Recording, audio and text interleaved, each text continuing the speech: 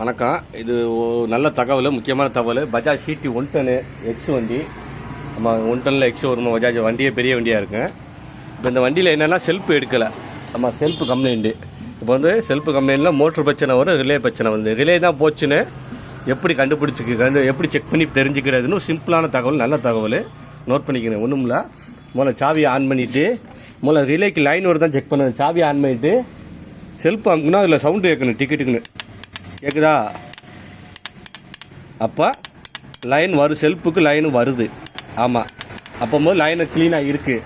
அதுக்கப்புறம் என்ன செய்யணும்னாக்க இந்த இருக்குதுல அதில் இதை வந்து செல்ஃப் பட்டன் அமுக்கிக்கிட்டே, அதாவது இது போச்சா என்னன்னு கண்டுபிடிக்கிறதுக்கு செல்ஃப் பட்டன் அமுக்கிக்கிட்டே. அதுக்கு முன்னாடி ஒரு சின்ன விஷயம் செய்யணும். இந்த டெஸ்ட்டில் வச்சு செல்ஃப் மோட்டருக்கு லைன் வருதான் பார்த்துக்குங்க. இந்த லைன் இருக்கா?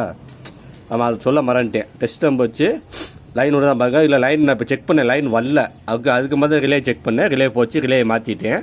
இல்லை டெஸ்ட் லேம்ப் வச்சு செக் பண்ணிக்கிறேன். அதாவது மெயின் இதில் வச்சு பாடி எடுத்து வச்சு பட்டன் அமுக்குனா லைட் எரியணும், அந்த மாதிரி செக் பண்ணிக்கிறேங்க. இப்போ ரிலே போச்சுன்னு சிம்பிளாக அப்படி தெரியும். இப்போ அமுக்குனா அந்த மாதிரி டிக்கெட்டுக்கு சவுண்டு கேட்டால் ரிலேக்கு லைன் வருது. அப்போ வந்து ரிலேலேருந்து லைன் அங்கே போகலை. அப்போ ரிலே போச்சா என்னென்னு இப்போ ஏதாவது வண்டி இருந்தால் வண்டியில் உள்ள கழட்டி செக் பண்ணி போட்டு பார்ப்போம்.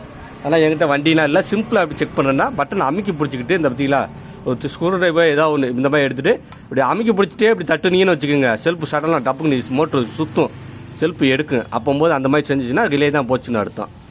ஆமாம், நல்லா தெரிஞ்சுக்கங்க. தட்டிங்கன்னா கண்டிப்பாக வேலை செய்யும். ஆமாம், அதுக்கு அதை விட நீங்கள் வந்து இன்னும் குறிப்பாக எப்படி செக் பண்ணணும்னா இது ரெண்டையும் டேரக்ட் பண்ணி விடணும். டேரக்ட்னா எப்படின்னாக்க நான் வரேன்.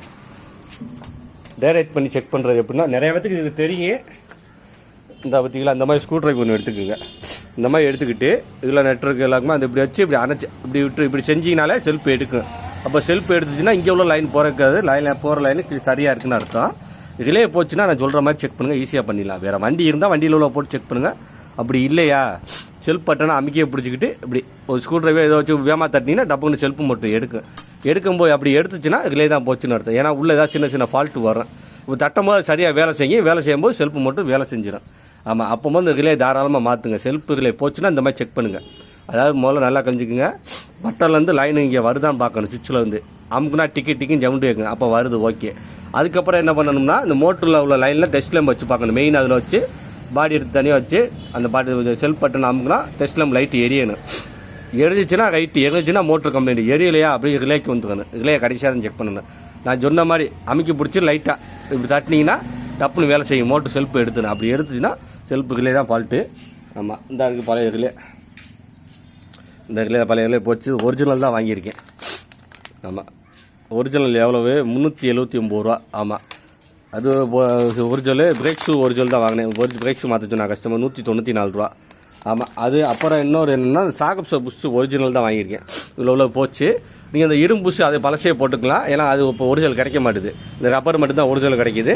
ஆனால் ரப்பரை மட்டும் வாங்கி இந்த இரும்பு புஷ் அதே போட்டுக்கிறங்க. ஆமாம், இது ஒரு நல்ல தகவல், பதிவு பண்ணிக்கிறீங்க. நான் சொன்ன விவரங்கள் தெளிவாக புரியும்னு நினைக்கிறேன்.